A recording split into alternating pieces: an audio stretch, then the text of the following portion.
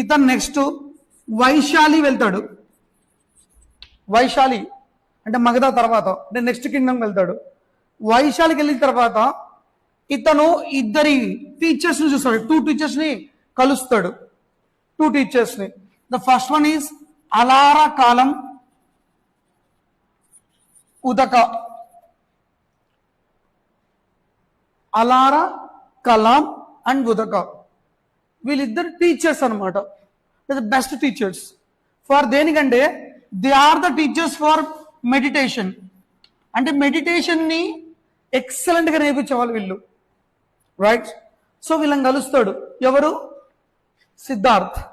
కలిసి అలారా కలంని ఉదకాని గురువుగా యాక్సెప్ట్ చేసి వీళ్ళగా కూడా స్టే చేసి మొత్తం మెడిటేషన్ చాలా ఫాస్ట్ గా నేర్చుకుంటాడు. నేర్చుకున్న తర్వాత ఉదక చెప్తాడు ఎవరికి? సిద్ధార్థకి, నువ్వు మెడిటేషన్ నేర్చుకున్నావు కదా, నువ్వు ఎక్కడికో తిరగడం ఎందుకు, మాతో పాటు ఇక్కడే ఉండు, ఫాలోవర్స్ కి మెడిటేషన్ నేర్పించవచ్చు అంటే నా నెక్స్ట్ నిన్నే పెడతాను, అపాయింట్ చేస్తాను ఒక టీచర్గా.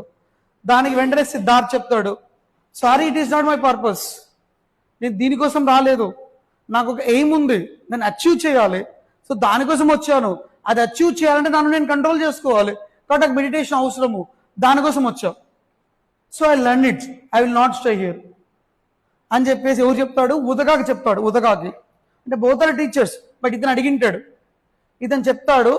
అప్పుడు ఈ టైంలోనే ఈ సిద్ధార్థకి ఒక గ్రూప్ పరిచయం అవుతుంది. గ్రూప్ అంటే 5 మెంబర్స్. ఆ 5 members one of the person Kaundinya, not Kautilya, Kaundinya. ఇతను 5 మెంబర్స్ లో ఒకడు. అంటే మిగతా 4 ఉంటారు, ఇతను హెడ్. వీళ్ళు 5 మంది కలిసి సిద్ధార్థకి సపోర్ట్ చేసి